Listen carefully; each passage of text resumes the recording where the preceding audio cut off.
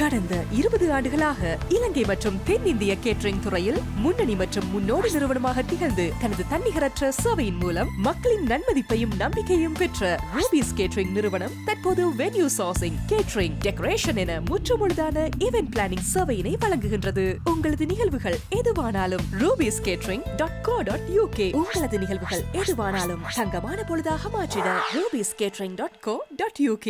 உடற்பருமனை குறைக்க, தோல் பிரச்சனைகள், போதைப் பொருள் பழக்கத்தை அகற்ற Sanjeevani herbal. No side effects, 100% natural. வணக்கம். மீண்டும் மற்றும் ஒரு நிஜக்க நிகழ்ச்சியினூடாக சந்தித்திருக்கின்றோம்.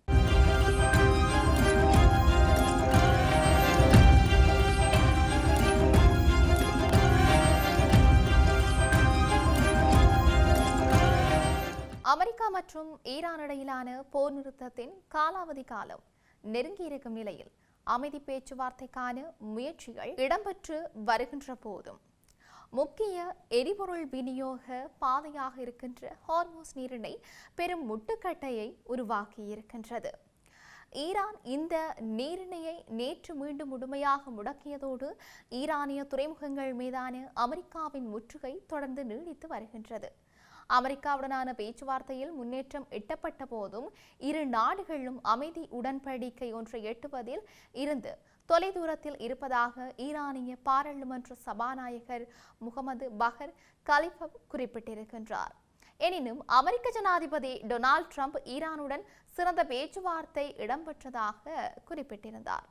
ஈரான் மற்றும் அமெரிக்கா இடையே பாகிஸ்தானில் இடம்பெற்ற முதல் சுற்று பேச்சுவார்த்தையில் எந்த முடிவும் எட்டப்படாத நிலையில் இரு தரப்புக்கும் இடையிலான மற்றொரு சுற்று பேச்சுவார்த்தைக்கு இன்னும் திகதி நிர்ணயிக்கப்படவில்லை என்றும் குறிப்பிடப்பட்டிருக்கின்றது.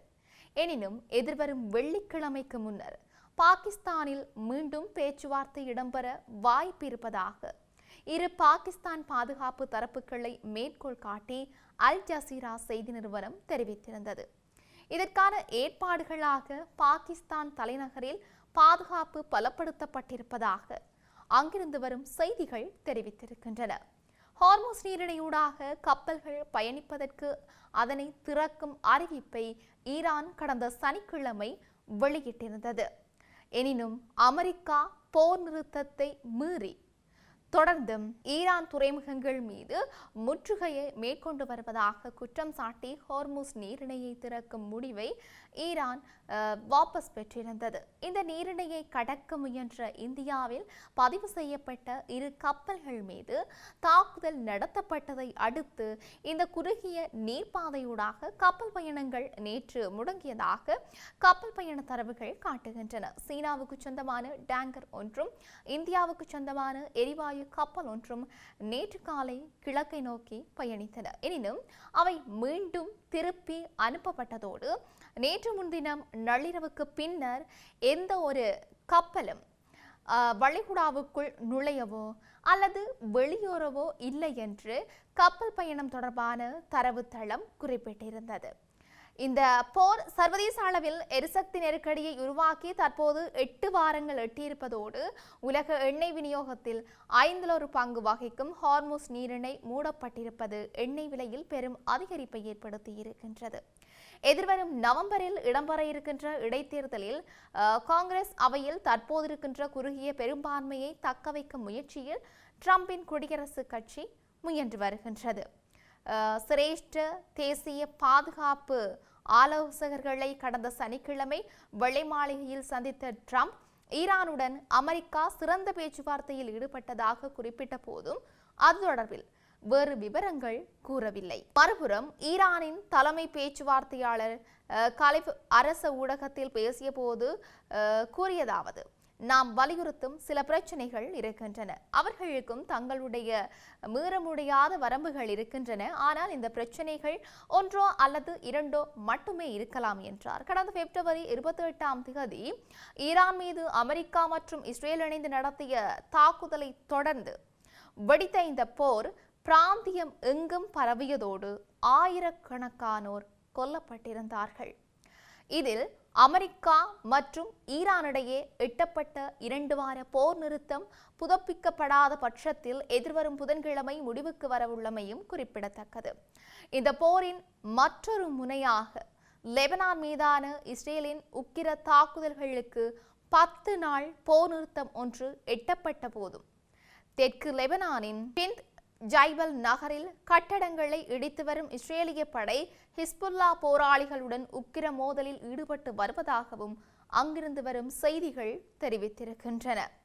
முற்றுகையில் இருக்கின்ற காசா பகுதியில் இஸ்ரேல் முன்னெடுத்து வரும் நடவடிக்கை போன்று தெற்கு லெபனானிலும் மஞ்சள் கோட்டு எல்லையொன்று நிறுவப்பட்டிருப்பதாக இஸ்ரேலிய படை தெரிவித்திருக்கின்றது. காசாவில் போர் நிறுத்தம் எட்டப்பட்ட பின்னர் இஸ்ரேல் அங்கு நிறுவிய மஞ்சள் கோட்டு எல்லை பலஸ்தீன பகுதியை பிரிக்கும் வகையில் வடிவமைக்கப்பட்டிருந்தது. லெபனானிலும் இவ்வாறான நடவடிக்கை ஒன்று குறித்த அறிவிப்பை இஸ்ரேல் வெளியிடுவது இது முதல் முறையாக இருக்கின்றது. இவ்வாறான மஞ்சள் எல்லையை நெருங்குபவர்கள் மீது இஸ்ரேலிய படை கண்மூடித்தனமாக தாக்குதல் நடத்துவதோடு தனது கட்டுப்பாட்டு பகுதியில் இருக்கும் கட்டடங்களை தகர்த்து வருகின்றவையும் குறிப்பிடத்தக்கது. இப்படி இவையொரு புறம் இருக்க, சர்வதேச தொழிலாளர் தினத்தை அரசாங்கத்துக்கு எதிரான மே தின கூட்டமாக நடத்துவதற்கு திட்டமிடப்பட்டிருப்பதாக ஐக்கிய மக்கள் சக்தி தெரிவித்திருக்கின்றது. ஐக்கிய மக்கள் சக்தியின் மே தின கூட்டம் தொடர்பில் ஊடகங்களுக்கு கருத்து தெரிவிக்கும் போதே ஐக்கிய மக்கள் சக்தி நாடாளுமன்ற உறுப்பினர் SM மரிக்கார் இதனை தெரிவித்திருக்கின்றார். இது தொடர்பில் தொடர்ந்தும் தெரிவித்த அவர், தொழிலாளர்களுக்கு பல்வேறு வாக்குறுதிகளை அளித்து ஆட்சிக்கு வந்த இந்த அரசாங்கம் தற்போது வாக்குறுதிகளை நிறைவேற்றாமல் தொழிலாளர்களை ஏமாற்றி வருகின்றது. கொழும்பில் நடத்த இருக்கும் இந்த மே தின கூட்டத்துக்கு ஐக்கிய தேசிய கட்சிக்கும் நாங்கள் அழைப்பு விடுக்க இருப்பதோடு 2 கட்சிகளும் ஒன்றிணைந்து மே தின கூட்டத்தை நடத்துவதற்கே திட்டமிட்டிருக்கின்றோம் என்றும், இதன்படி ஐக்கிய தேசிய கட்சியும் ஐக்கிய மக்கள் சக்தியும் இணைந்து நடத்தும் முதலாவது மே தின கூட்டம் எதிர்வரும் மே 1ஆம் தேதி இடம்பெறும் என்று நம்புகின்றேன் என்றும் அவர் தெரிவித்திருக்கின்றார். அத்துடன் பொதுஜன பெரமுன மே தினத்தை கொண்டாடுவதில்லை என்று தெரிவித்ததோடு, மே தினத்தை கொண்டாட முடியாத அந்த கட்சி ஒருபோதும் அடுத்த தேர்தலில் ஆட்சி அமைக்கப் போவதில்லை. அதே நேரம் கடந்த பொது தேர்தலில் மக்கள் பொதுஜன பெரமுனவை நிராகரித்து பிரதான எதிர்க்கட்சியாக ஐக்கிய மக்கள் சக்தியை தெரிவு செய்திருக்கின்றார்கள் என்றும், இதனால் அடுத்த ஆட்சி அமைக்கப் போவது சஜித் பிரேமதாச தலைமையிலான ஐக்கிய மக்கள் சக்தியாகும் என்று அவர் மேலும் தெரிவித்திருந்தார். இப்படி இருக்க, ஈரானுடனான புதிய சுற்று பேச்சுவார்த்தைகளுக்காக ஒரு தூதுக்குழு பாகிஸ்தானுக்கு பயணம் செய்யும் என்று டொனால்ட் ட்ரம்ப் தெரிவித்திருக்கின்றார். திங்கட்கிழமை மாலை தன்னுடைய பிரதிநிதிகள் இஸ்லாமாபாத் வந்து சேருவார்கள் என்று அவர் சமூக வலைதளத்தில் பதிவிட்டிருக்கின்றார். சிறிது நேரத்துக்கு பிறகு தூதுக்குழுவிற்கு தலைமை தாங்குவார் என்று அமெரிக்க துணை ஜனாதிபதி JD வான்ஸிடம் வெள்ளை மாளிகை தெரிவித்தது. தொடர்ந்து தெஹ்ரான் தனது பங்கேற்பை இன்னும் உறுதிப்படுத்தவில்லை. அமெரிக்க முற்றுகை நடைமுறையில் இருக்கும் வரை அதிகாரிகள் பங்கேற்க மாட்டார்கள் என்று ஈரானிய அரசு ஊடகம் செய்தி வெளியிட்டிருந்தது. கடைசி பேச்சுவார்த்தைகள் சுமார் 21 மணி நேரம் நீடித்தன. ஆனால் ஈரானின் அணுசக்தி திட்டம் உள்ளிட்ட முக்கிய பிரச்சனைகளில் வாஷிங்டனும் தெஹ்ரானும் பெரும் கருத்து வேறுபாட்டில் இருந்ததால் அமைதி ஒப்பந்தம் ஒன்றை எட்டுவதில் அவை தோல்வியடைந்திருந்தமையும் இங்கு குறிப்பிடத்தக்க ஒரு விடயமாகவே இருக்கின்றது. இப்படி இருக்க நாட்டில் என்னெல்லாம் நடக்கப் போகின்றது என்று நாங்களும் பொறுத்திருந்து பார்க்கலாம். மீண்டும் மற்றொரு பதிவினூடாக சந்திக்கலாம். வணக்கம்.